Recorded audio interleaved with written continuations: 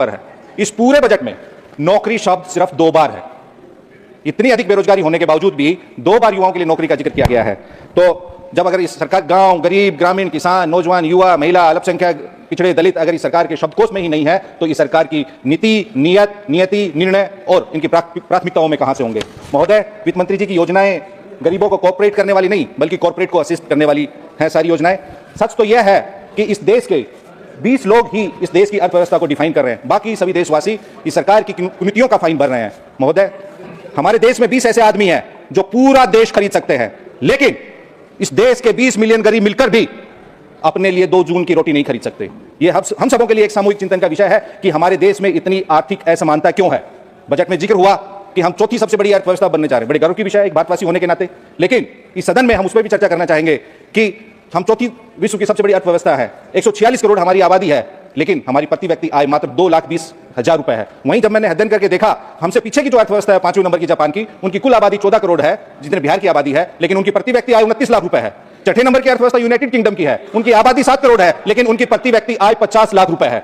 ऐसे ही तीसरे नंबर की जर्मनी की बात करें तो महोदय, कहने का मतलब यह है कि हमारी अर्थव्यवस्था चौथी बड़ी है, लेकिन उसी अर्थव्यवस्था में इतनी अधिक गरीबी है कि 81 करोड़ देशवासियों को जिंदा रखने के लिए इस सरकार को 5 किलो अनाज देना पड़ रहा है।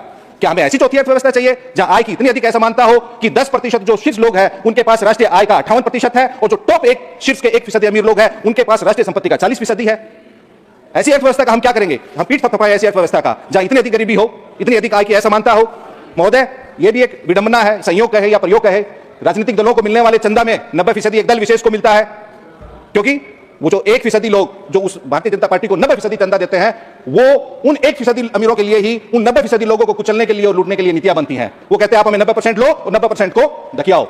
महोदय, सरकार को अर्थव्यवस्था के आकार की नहीं, आय के समान वितरण और संतुलन की बात करनी चाहिए।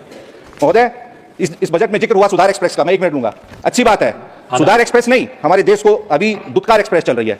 वो क्यों चल रही है? क्योंकि 90% आबादी को दुत्कार के आप सुधार एक्सप्रेस नहीं चला सकते।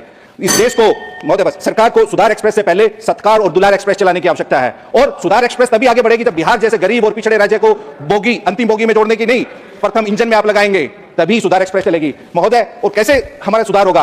इस देश के, बस महोदय मैं खत्म कर रहा हूं अपनी बात को, इस देश के सूबे के एक मुख्यमंत्री कहते हैं कोई गरीब रिक्शा वाले से आपसे 5 रुपए मांगे तो आप उसको 4 रुपए दो, 1 रुपए अपने पास रख लो। जो ये नफरती सोच है, वही इस असल बजट की सरकार की और इस पार्टी की नीति की सोच है कि वही 1 रुपए असल बजट है। महोदय, वो इसलिए कहना चाहूंगा, बस महोदय मैं खत्म कर रहा हूं, 1 मिनट। इस देश की जंगे आजादी में सबने कुर्बानियां दी हैं। इस देश की सरजमी का एक